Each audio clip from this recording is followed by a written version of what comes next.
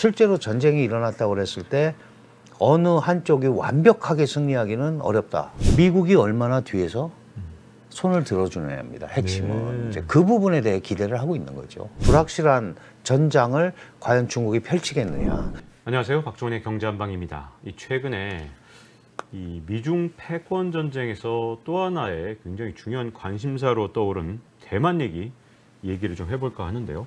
더군다나 내년 1월에 총통 선거를 앞두고 있기 때문에 정말 긴장감이 높아지는 것 같습니다. 이 문제를 누구보다도 깊게 들여다보고 계신 분, 바로 한국외대 국제지역대학원 강준영 교수님을 모셨습니다. 안녕하세요. 네, 안녕하세요. 대만 문제가 이제 예전하고 다른 것 같아요. 진짜 우리가 집중해서 봐야 되는, 우리한테도 영향이 굉장히 큰 문제가 그렇죠. 된 것 같은데요. 네.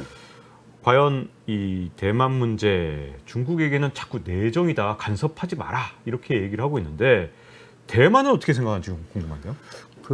중국은 어쨌든 이게 중국 공산당과 국민당 간의 내전으로 인해서 거기에서 패배한 장제스의 국민당이 대만으로 옮겨간 거다. 그러니까 이건 순수하게 내전에 의한 결과이기 때문에 다른 세력이 여기에 대해서 전혀 얘기할 수 없는 내정 문제다, 이렇게 생각을 하는 거죠.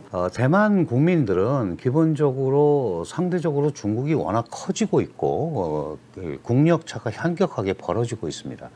그러다 보니까 국제 무대에서의 공간 확보가 굉장히 중요한데 중국의 내정으로 이게 들어가 버리면은 대만의 운신의 폭이 굉장히 좁아지죠. 그래서 대만도 국제 무대에서 제대로 활동할 수 있는 어떤 틀을 만들려면 대만 문제가 국제화돼야 됩니다. 오히려 대만 문제가 국제화돼서 많은 국가에서 알고 또 그렇게 돼야 대만의 존재도 알리고 지금 소위 양안이라고 하는 중국과 대만 간의 관계가 어떻게 돼 있는지도 얘기를 할 수 있는 거거든요. 근데 그전에도 이런 생각을 갖고 있었는데 아무리 그렇게 얘기해도 대만의 존재가 워낙 미미해서 많은 국가들이 그렇게 인식을 못했던 거예요. 그런데 특히 트럼프 대통령 이후에 대만 중시 정책이 나오고, 물론 이제 대만을 이용해서 중국을 압박하려는 것 때문에 그랬겠죠.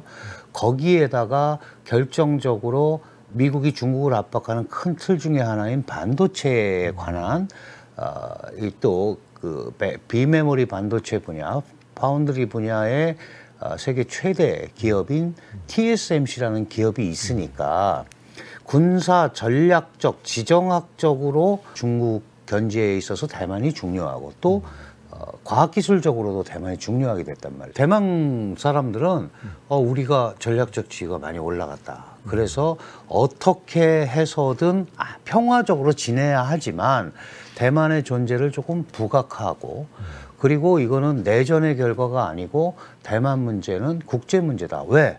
자기네들은 자기 손으로 총통, 대통령을 뽑고 외교권을 행사하고 있고 독자적인 국방력을 행사하고 있기 때문에 이게 단순하게 분단에 의해서 한쪽에 예속돼 있는 게 아니다라는 생각을 많은 대만 사람들이 갖고 있습니다. 그중에 대만 독립 성향을 갖고 있는 사람들은 이제 민진당 계열의 사람들이라고 하고요. 국민당은 뿌리는 본토에 있습니다. 그러나 이 둘이 접합점이 하나 있는데요. 그게 미래에는 어떻게 될지 몰라도 지금은 현상 유지입니다. 국민당도 현상 유지가 중요하고 민진당도 말로는 대만 독립, 독자성 강화 얘기하지만 지금 갑자기 새로운 일이 벌어지게 되면은 중국의 소위 무력 사용 이런 걸 부를 수 있기 때문에 어쨌든 지금으로서는 현상 유지라는 접합점을 찾고 거기서 왔다 갔다 하는 이런 상황이다, 이렇게 말씀드릴 수 있습니다. 여기서 이제 굉장히 궁금해지는 게, 내년에 대만에서 총통 선거가 있는데 이렇게 대만 총통 선거에 전 세계가 관심을 가진 건 이번이 처음이 아닌가 하는 생각이 들 정도로 정말 관심이 다들 많은 것 같아요. 그래서 중국에서는 대만 총통이 어떻게 되느냐에 따라 관심이 굉장히 크겠죠? 당연히 어떻게 그렇습니다. 차이 날까요? 국민당이 되느냐 민진당이 되느냐, 여기에 따라 차이가 있을까요? 당연히 있다고 봐야죠. 왜냐하면 이게 이제 미중 갈등의 연장선상에서 전 세계가 대만 문제에 대해서 관심을 많이 갖게 된 것 아니겠습니까?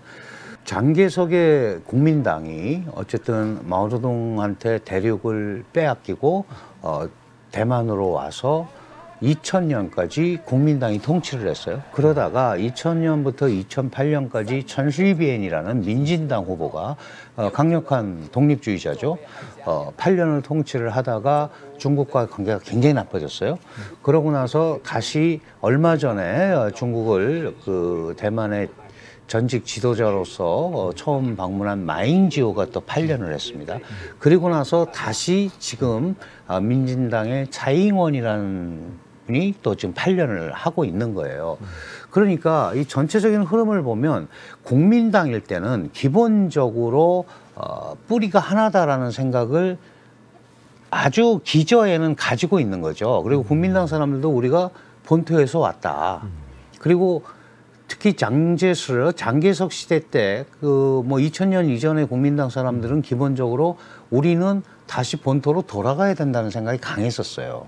그래서 하나의 중국 원칙이라는 데 동의를 한 겁니다. 그게 92년에 그 홍콩에서 공산당과 국민당이 만나서 지금 우리가 통일 이런 건 어렵지만 기본적으로 중국은 하나다라는 데 서로 동의하자. 이거를 92 컨센서스라고 그래요. 그리고 이 하나의 중국 원칙에 동의한다라는 대전제를 가지고 양안이 교류를 하자 이렇게 된 겁니다. 그런데 천슈이비엔의 민주진보당이 딱 들어서고 나서 대만과 중국은 당초부터 별개의 국가였다. 그런데 무슨 하나의 중국이냐 이러면서 이제 이게 틀어진 거거든요. 네. 그런 연장선상에서 본다면 중국은 어쨌든 이 92 컨센서스라는 하나의 중국이라는 원칙을 얘기한 국민당이 대만의 집권 세력으로 있는 것이 그 양안의 교류라든가 뭐 여러 가지 그 협력이라든가 이런데 장점이 있다고 판단을 하는 거예요. 다만 민진당 계열의 대만 독립주의 성향을 띤 사람들이 집권 세력이 되면 이거는 중국으로부터 벗어나려는 사람들이잖아요. 중국이 볼 때는. 그러니까 당연히 강력한 압박 정책을 실시할 수밖에 없고 물론 이것과 무력 침공을 하느냐는 사실 약간 별개의 문제입니다. 왜냐하면 우리가 이제 특히 작년에 그 펠로시 미 하원 의장의 대만 방문 때문에 무력 침공 얘기가 계속 많이 나오고 있는데 사실 중국의 입장에서도 내가 한 번에 확실히 대만을 점령할 수 있을지, 그다음에 점령하고 나서 대만 사람을 잘 다룰 수 있을지, 그리고 그 연장선상에서 혹시 이게 미중 간의 무력 갈등으로 비화될 수 있지도 않을까 하는 생각을 할 수밖에 없잖아요. 그러니까 섣불리 움직이기는 굉장히 어렵습니다.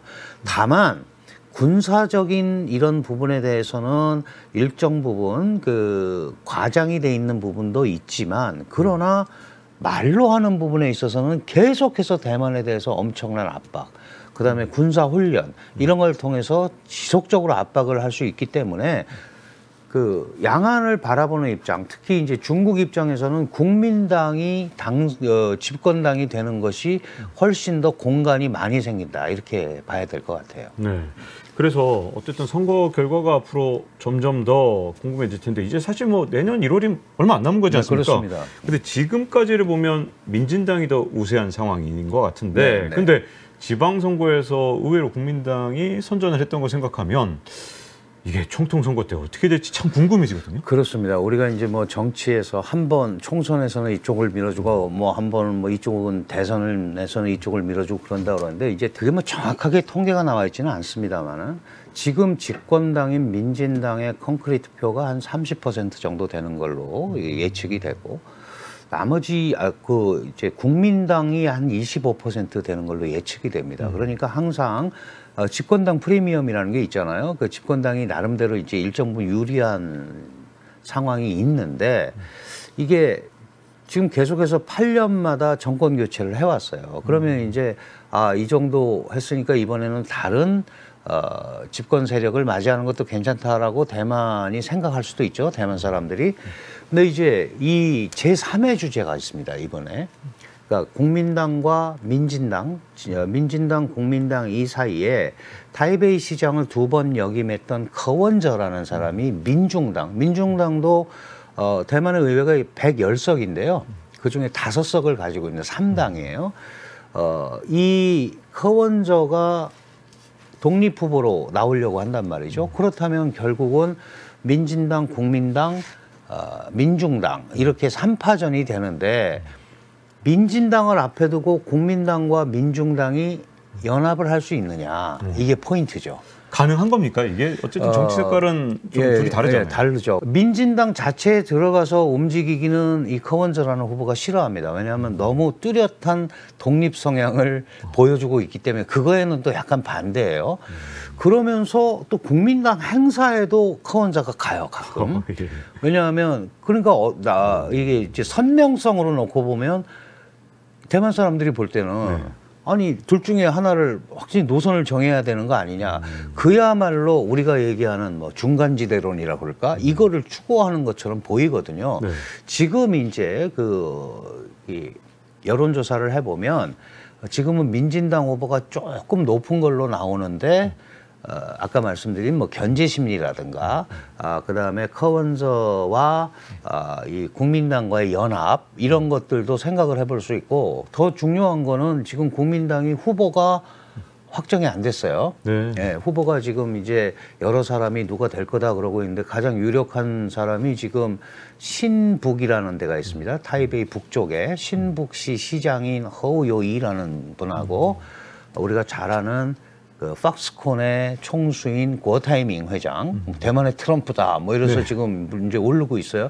여기에서 잘 단일 후보를 내고 단일 후보를 내서 금방 말씀드린 민중당 후보와의 연합이 나름대로 어떤 공통점을 찾는다면 이제 8년간 민진당한테 권력을 맡겼었으니까 다시 찾아올 기회가 많다라고 국민당은 생각을 하고 있고 네. 민진당은 그 둘이 합쳐지기 어렵다. 국민당과 민중당은 그 합쳐지기 어려우니까 아마 우리한테 기회가 더 올 거다.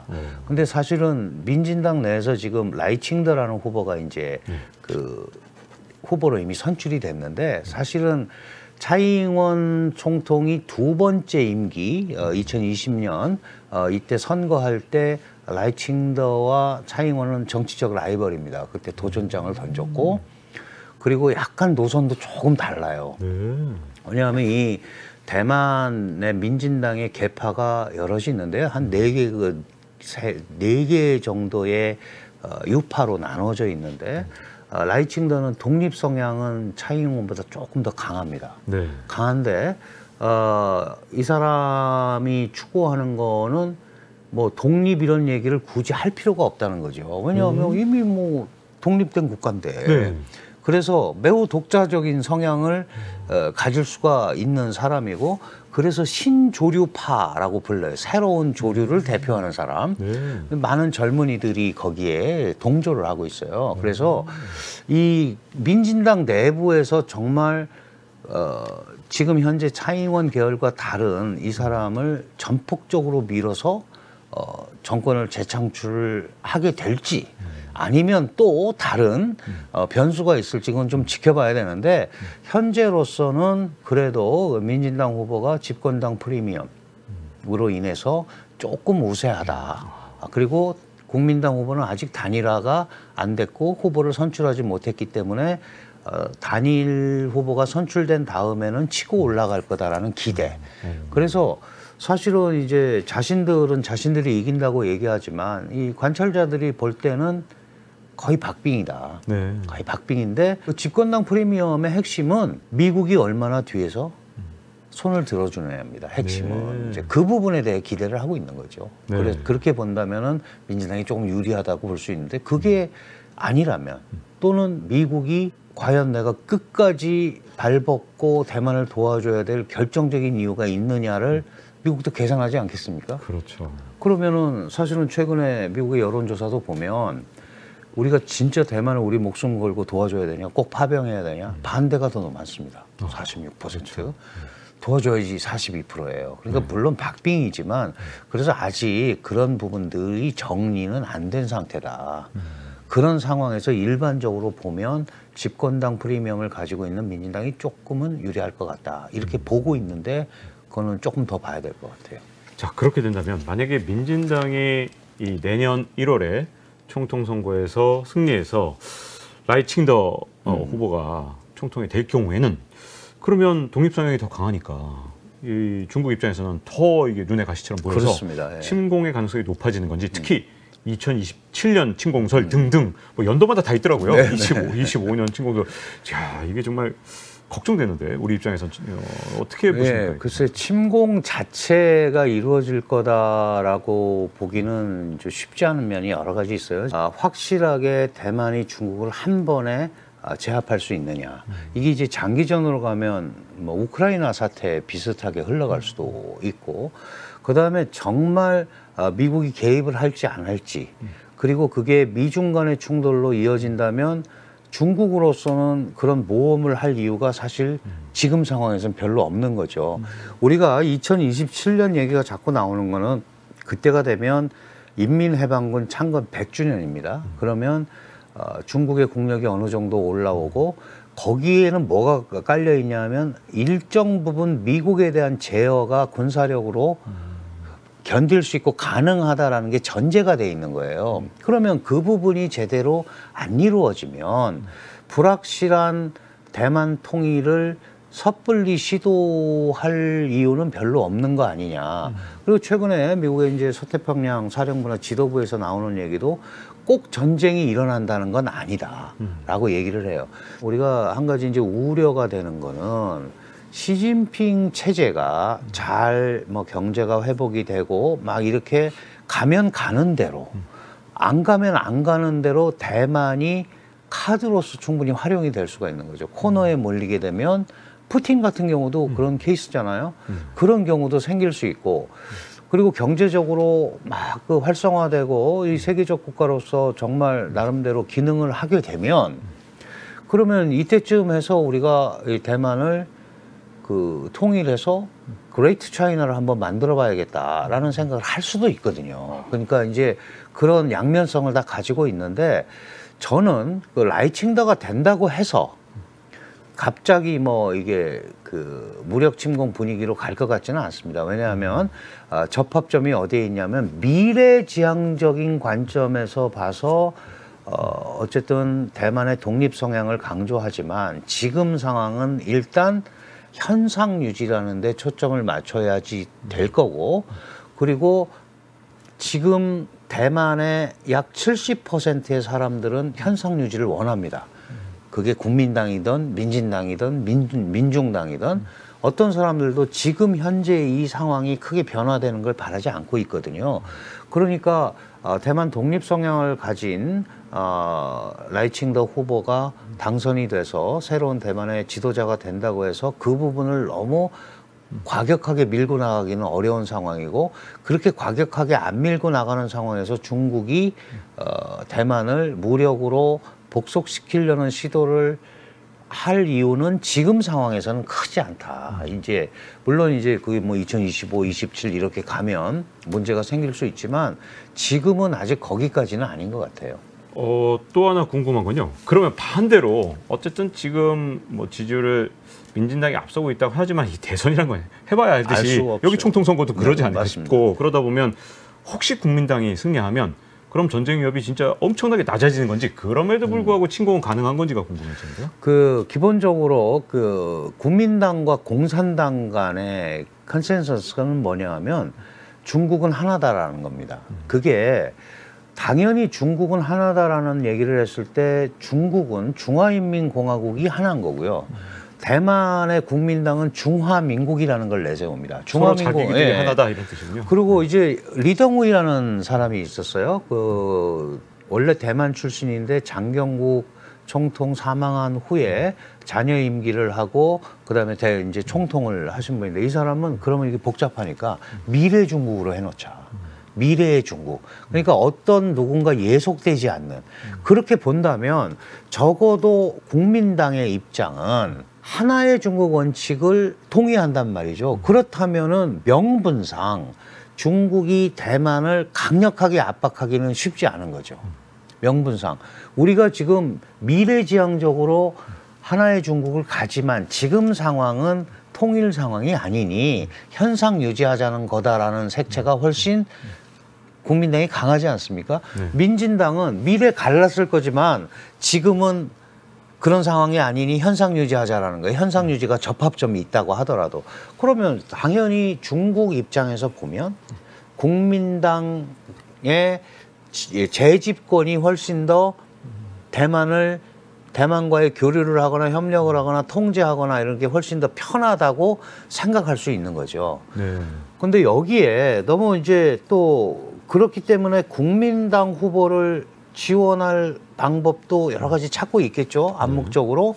그런데 지나치게 국민당 후보를 지원하면 대만 투표권자들의 반발을 불러일으킬 거고, 그러면 민진당이 재집권할 가능성이 더 커집니다. 이게 이제 중국의 지금 고민이에요. 실제로 천시비엔이 당선될 때도 똑같은 그런 일이 있었거든요. 그때 조롱지가 당시 중국의 총리였는데 독립주의자인 민진당 후보가 당선되면 바로 전쟁이다. 이런 표현을 조롱지 총리가 했었어요. 그게 신문에 대서특필되니까 대만의 젊은이들이 그래 한번 해봐라 그러면. 이래서 표가 그날 저녁에 한 3% 이동했다고 그래요. 근데 결국 그 표 때문에 됐거든요. 그러니까 그게 뭐 결과론적이지만 그래서 지금 중국도 대만을 지나치게 자극하기가 어렵습니다. 그리고 그 배후에는 미국이 있고 일본이 있고 이렇다고 생각을 하기 때문에 그래서 이 부분은 밀고 당기기가 계속될 수밖에 없는, 그리고 무력 침공을 한다고 해서 무력으로 금방 점령하기가 대만이 쉽지가 않아요. 군사력으로도 그렇고 중국도 상당한 피해를 봐야 되기 때문에 물론 이제 지금 이런 세상에서 21세기 그런 무모한 전쟁을 하는 건 정말 피해야 되지만 실제로 전쟁이 일어났다고 그랬을 때 어느 한쪽이 완벽하게 승리하기는 어렵다. 그럼에도 불구하고 대만이 중국을 궁극적으로 이기기는 어렵잖아요. 그럼 결국 방어 전략일 수밖에 없고 고슴도치 전략이라고 합니다. 결정적인 타격을 가하고 뭐 장기적으로 가면 질 수밖에 없죠. 그러나 미국만 개입해 준다면 그렇게 안 갈 수도 있다. 그럼 이 불확실한 전장을 과연 중국이 펼치겠느냐. 이 점에서 웬만하면 전쟁이 안 일어나는 게 제일 좋고 그런 분위기로 끌고 가려면 국민당 후보가 들어오는 게 훨씬 중국의 입장에서는 좋은 거죠. 그렇게 봐야 될 것 같습니다. 미국 입장에서는 계속해서 무기를 팔면서 이 분위기를 끌고 가면서 어쨌든 그 대만을 지켜준다라는 메시지를 계속 줘야 되는데 이게 중국 입장에서 보면 지나치게 공격용 무기라든가 이렇게 온다면은 그럼 대만을 최전선 삼아서 우리를 압박하려는 거 아니냐. 그리고 군사력도 마찬가지죠. 군사력이라는 게 이렇게 포진을 세게 해놓는 거는 전쟁을 하지 않기 위해서 하는 겁니다. 근데 그게 실제로 어떤 일이 벌어지면 어떻게 될지 사실 몰라요. 본격적인 외교전이 이때 시작이 돼야 되지 않을까 이렇게 생각이 됩니다.